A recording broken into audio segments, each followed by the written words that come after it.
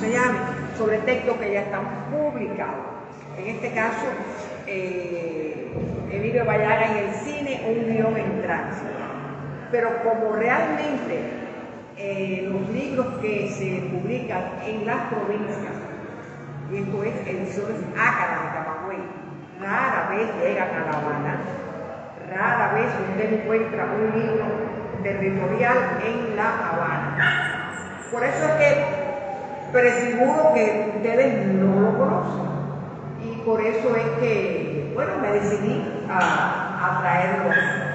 Yo realmente no voy a leer, porque esto tiene son como, yo no voy a leer 30 cuartillas. Ustedes me cogen por el cuello si yo leo 30 cuartillas.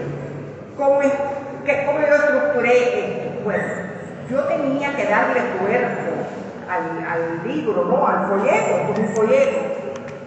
Porque si vamos a ver, lo principal del libro era realmente breve. De manera que no me quedó otra alternativa de hacer algo que no creo que esté mal, que es informativo. De manera que yo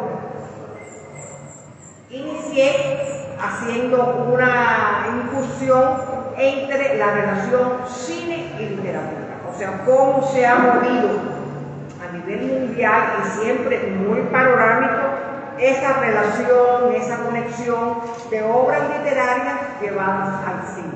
Y ahí, bueno, incursión en esa relación, que como ustedes saben mejor que yo, es una relación fructífera, es una relación que se mantiene muy fuerte. En un segundo momento hablé de la relación, esa relación que existe entre cine y literatura, pero en Cuba, cómo eso se ha manifestado, sobre todo a partir de 1897, que ya hay unos primeros atisbos con posterioridad a esa fecha, y por supuesto a partir de la creación del ICAI. Aquí hay mucha información realmente, hay mucha información, porque yo me metí en los archivos del ICAI buscando incluso guiones que nunca fueron llevados a la pantalla para poder establecer esa relación, ¿no? Lo mismo ellos se firmaron antes de la Revolución textos literarios, se firmó una Cecilia Valdés, por ejemplo, en los años 50, de manera que es una relación que se ha mantenido y se ha fortalecido después del triunfo de la Revolución. Digamos, algunas obras de Carpentier, por ejemplo, que han sido llevadas al cine, y yo no soy guionista de cine, pero yo sueño con que algún día se lleve a la gran pantalla esa fabulosa novela que es Mi Tío el Empleado, de Ramón Mesa. Una novela muy visual, con mucha actualidad, ¿por qué no? Ese ser humano que llega aquí de simple emigrante y se va convertido en un potentado. Bueno, en Cuba quedan muchos potentados, ¿no? Que no van a ser condes, como no fue el personaje, ¿no? Pero sí me parece que es un texto que mantiene mucha actualidad. Repito, aquí hay mucha información, se quiso llevar, hubo un cortometraje, por ejemplo, sobre los zapaticos de Rosa, se hizo muchísimo, pero bueno, se llevó también al cine, que fue una realización bastante aceptable, Francisco Anselmo Suárez y Romero, una realización de Sergio Hinal, que me parece que es muy importante. Pero entonces, ¿dónde es lo interesante del asunto, no? A mi modo de ver. Bueno, yo trabajo en el Instituto de Literatura y Música hace 52 años. Saquen la cuenta por ahí la edad que tengo, ¿verdad? 78 años. Entonces, yo trabajo mucho en los archivos literarios. Me encanta trabajar en los archivos literarios. Y en el instituto hay magníficos archivos, como lo hay en la Biblioteca Nacional, por ejemplo. Y yo estaba buscando cartas de Lino Novalcante para hacer un epistolario que se publicó. No están todas las cartas de Lino, por supuesto, están hasta donde yo pude llegar. Y allí, revisando el archivo de Emilio Vallagas, Vallagas y Lino fueron muy buenos amigos, me encontré mecanografiado, pero muy arreglado por él e incompleto, un guión, o un intento de guión de la novela Francisco de Anselmo Suárez y Romero. De manera que a mí aquello me pareció interesante, lo leí, me pareció, él hace ajustes y eso, y por eso es que, y sobre eso es lo que voy a leerles un poquito, no se lo voy a leer todo, un poquito nada más.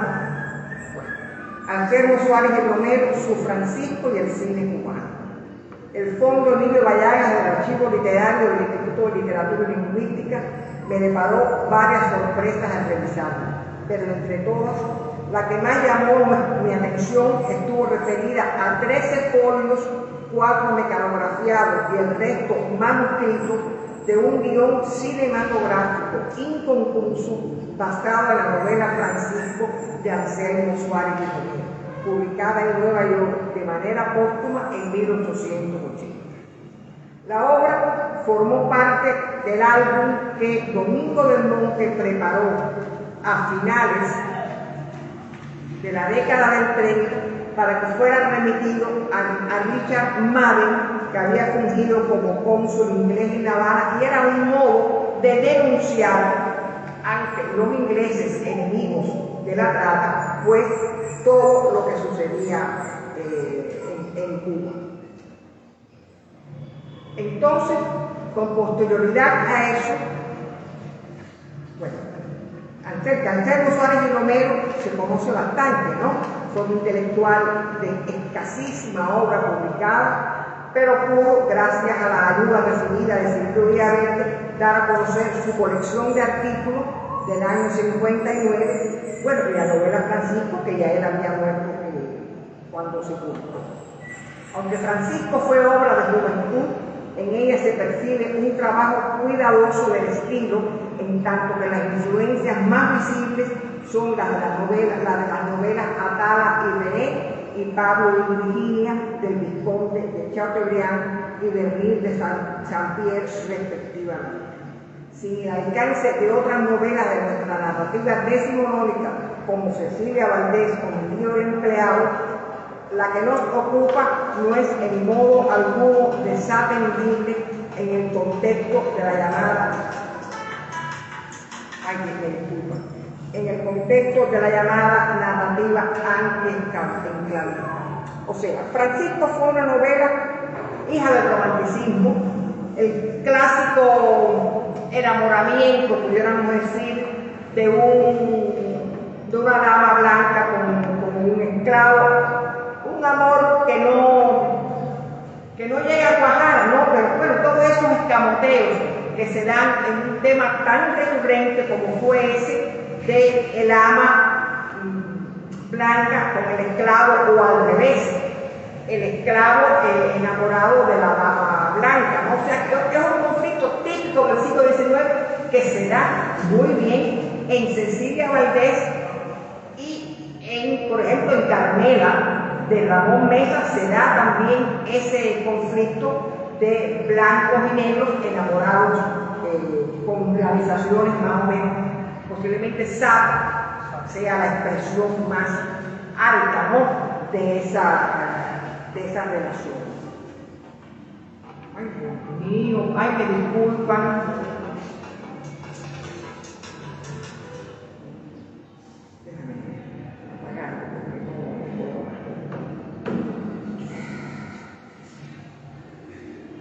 Entonces, dada la ya aludida relación existente entre cine y literatura, o también entre un guión de cine y de literatura, no puede extrañar que un escritor como Emilio Vallagas, poeta por excelencia y uno de los primeros en llevar a su obra el tratamiento de temas afrocubanos, se haya interesado en escribir el de una novela, en este caso Francia.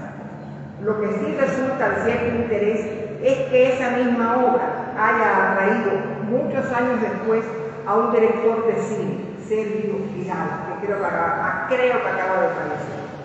Si bien el intento del poeta quedó trunco por razones que ignoramos, al menos una de las posibles causas de esa interrupción podría haber sido la falta del financiamiento necesario para la realización del proyecto. El empeño de Vidal pudo cristalizar en el drama que tituló El otro Francisco, cuyo guión también escribió con la colaboración de Tomás Gutiérrez Alea, Julio García Espinosa y Héctor Pérez. Fue estrenada con cierto éxito en el año 1974. Entonces, sobre el guión inconcluso de Francisco. Como se expresó antes, se trata de un documento que consta de 13 folios, 4 mecanografiados y 9 manuscritos. Una vez estudiados, pudimos llegar a la conclusión de que el conjunto, en tanto el todo que lo constituye, está intrínsecamente conformado por 4 estadios o momentos perfectamente diferenciables en su evolución. Hay un primer estadio que está compuesto por una hoja manuscrita en cuya parte superior se lee azúcar amarga, adjetivo que aparece tachado y sustituido por parda, que al parecer fueron los 2 títulos iniciales que manejó para el libro. Todo esto es muy curioso, ¿verdad? Porque cuando uno tiene delante ese documento y ve cómo un autor, bueno, en este caso Bayaga, trabaja un texto, de verdad que resulta, a mi modo de ver como investigadora literaria que soy, resulta impactante ver, oye, aquí hay muchos escritores, ustedes también agregan los textos, hoy se hace menos, hoy realmente con la computadora eso ya ha pasado. No sé si los escritores hoy hacen versiones como se hacían antes, versiones, ya eso, bueno, la tecnología se va imponiendo. En dicha hoja figura una relación de los personajes que aparecerán en el film, que confrontamos con los que figuran en la novela de Suárez y Romero. O sea, yo estoy haciendo un cotejo, lo que es el guión y lo que es la novela. En el guión, por ejemplo, la anciana viuda madre del protagonista se llama Doña Irene Mendizábal. En la novela, Doña Dolores Mendizábal. Ricardo Mendizábal es el joven dueño del ingenio. En la novela está Ricardo. En el guión, Camila es Dorotea en la novela, la protagonista. Francisco, negro esclavo, amador de Camila, se mantiene como Francisco. Y así yo fui viendo lo que aparecía en el guión y lo que aparecía en la novela. El balance final arroja que Bayaga respetó solamente los nombres de Ricardo Mendizábal y de Francisco. Modificó los de Dorotea, Dolores Mendizábal, Don Antonio y Taita Perro, y creó 3 personajes: Sucia, Betty y Chuca Valdemar.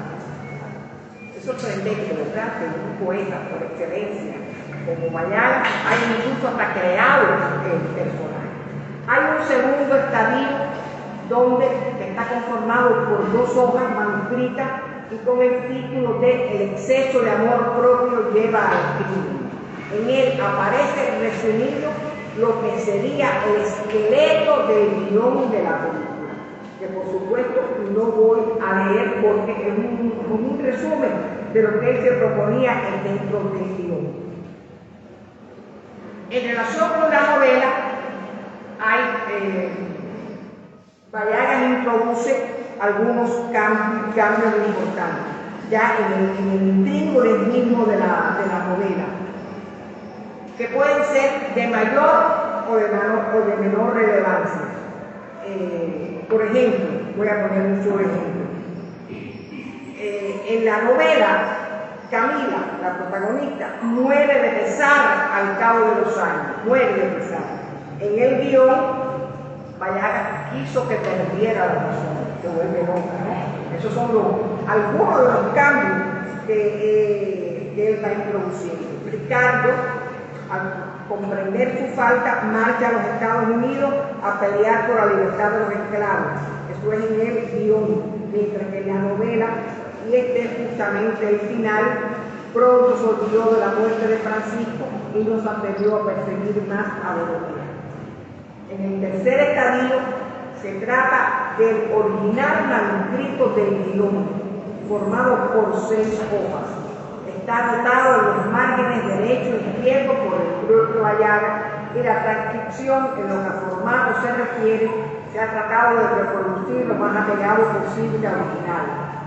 O sea, está el guión como tal de la novela. Francisco Lancero Suárez y Romero, bajo el título La canción del ingenio. Este fue el título definitivo que adoptó Bayaga para el guión. Y entonces él consideró que debía poner recitales. Hubiera poetas o que recitaran, y en este caso escogió a Severo Bernal.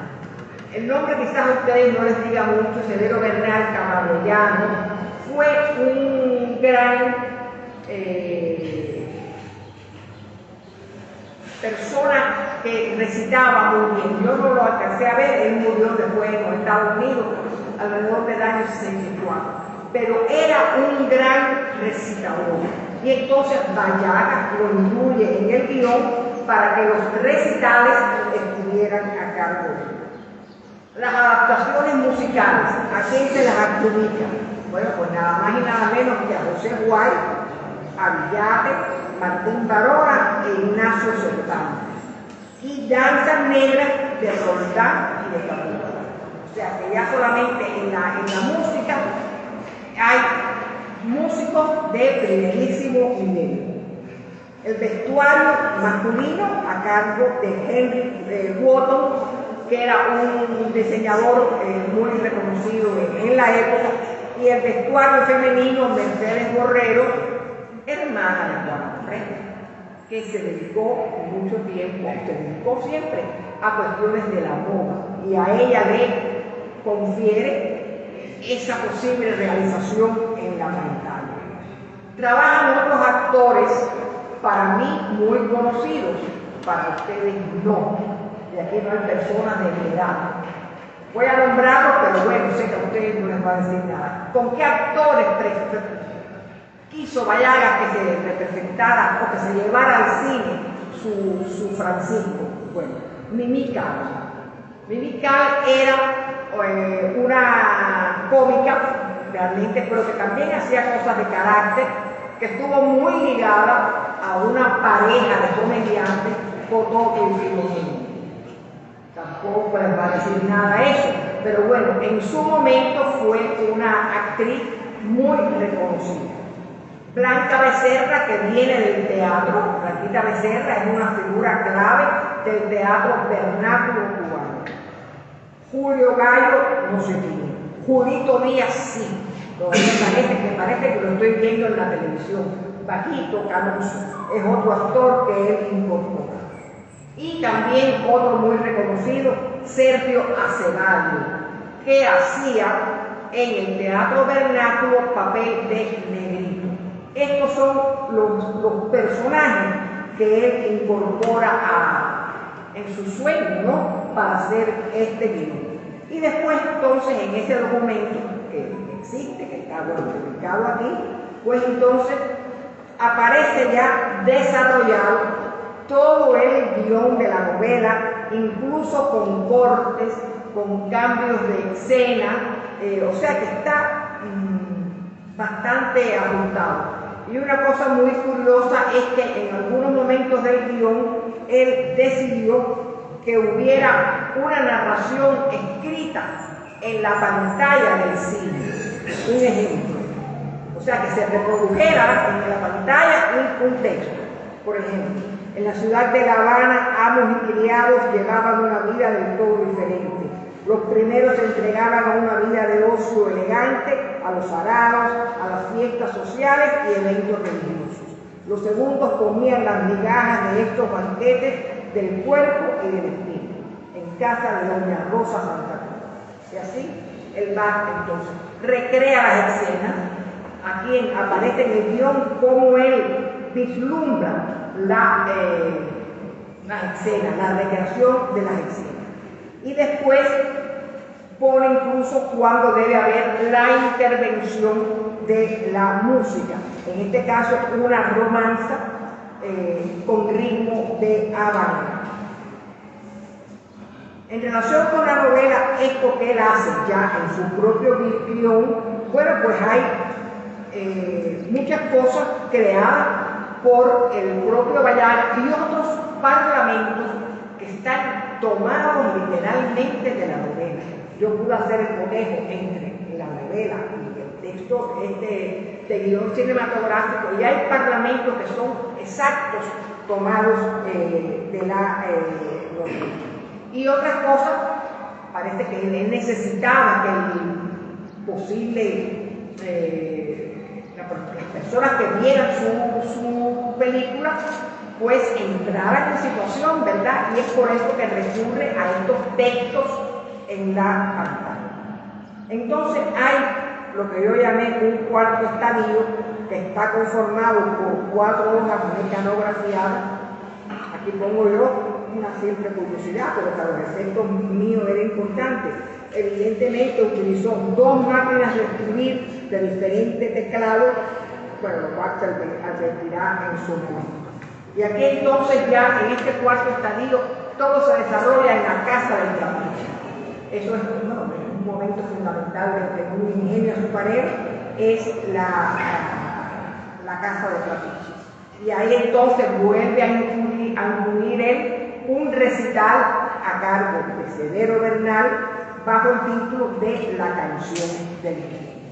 Y así entonces él va queriendo, intentando, escribiendo, llevar a la pantalla esta casa del trapiche, y le interesó poner momentos donde los esclavos, en este caso el esclavo Francisco, era azotado por haber incumplido alguna disposición de la señora Mendizábal. Eso él quiso que se llevara a la pantalla y que después se ve en algún momento como quien lo hace, que es el mayoral, como generalmente sucedía, le va a informar a la señora Mendizábal que ha cumplido su orden de entrarle a golpe a Francisco, ¿no? Es una escena que, bueno, si esto se hubiera llevado a la pantalla, pues hubiera sido terrible, ¿no? Entonces él dice que va a utilizar cáscara de vaca, que no es mala, la caricia, es del buen tigre que se murió el otro día de viejo. Luego, irónicamente, el negrito vino con recomendación de la señora, pero yo me voy a vengar muy bien de él, así me lo indicó ella. Así entonces, va él, continúa incorporando en este caso versos de Pichardo. ¿Quién es Pichardo? Bueno, Manuel Serafín Pichardo, otro poeta de Camagüey contemporáneo de Ballaga, que también él lo pone con poemas que vinieran a bien con el desarrollo argumental. Hay otra escena que es en el cepo. Bueno, que es el cepo, el negro puesto en un cepo, y ahí mismo dándole golpe, ¿no? Y todo esto está animado por mucha música. Ballaga, bueno, no era un músico, pero era un gran conocedor de la música culta, pero también de la música popular. Y por eso es que, digamos, que anima todas estas escenas con música. Aquí yo doy cuenta cómo él va eliminando de su guión algunos personajes, los va eliminando. Sin embargo, el único que mantiene es el personaje del recitador, como poeta que era. Bueno, a Ballaga le interesó que hubiera siempre en escena un recitador que actúa como personaje. Hay canciones, las canciones que se cantan son Azúcar Amarga o Azúcar Parda, la canción del ingenio, otra que se canta, Las delicias del campo. Así él va desarrollando esta obra.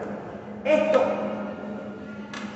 es lo que yo quise hacer, lo que yo aspiré a hacer, lo que a mí me motivó a hacer en torno a la novela Francisco a partir de este guión. Los que trabajamos archivos, estas cosas nos entusiasman mucho. Yo no sé si yo puedo lograr entusiasmarlo a ustedes, ¿no?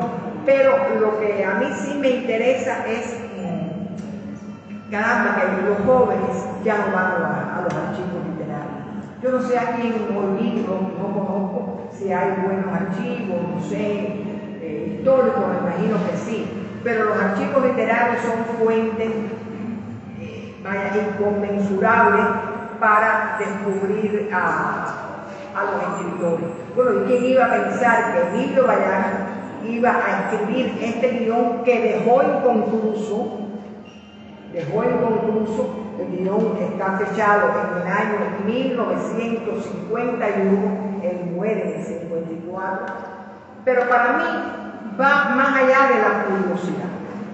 Es una curiosidad, es cierto, pero yo creo que reconocer en Emilio Ballaga esa inquietud que él manifestó por el cine y en particular sobre una novela cubana muy conocida, sin duda es un mérito indiscutible. Las razones que lo obligaron a no continuar aquello, pues no las sé.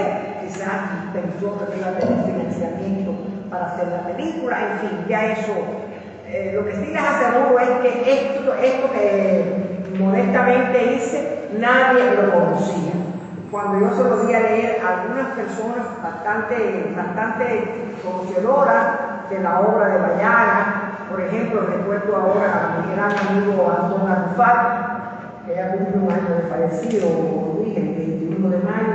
Antón se le quedó, dije, no, pero es increíble que Ballaga, un hombre de una, vamos a llamarlo así, una fineza espiritual muy alta, con esa poesía tan hermosa que escribió, pues se haya dispuesto a intentar escribir un guión de cine.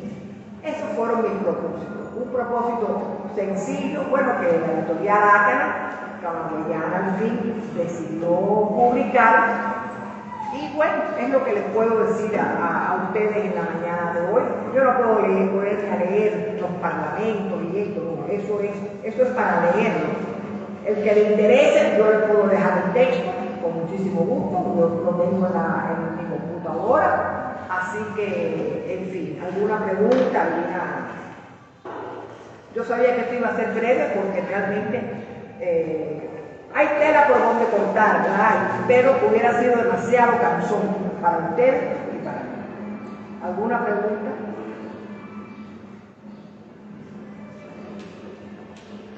Bueno, creo que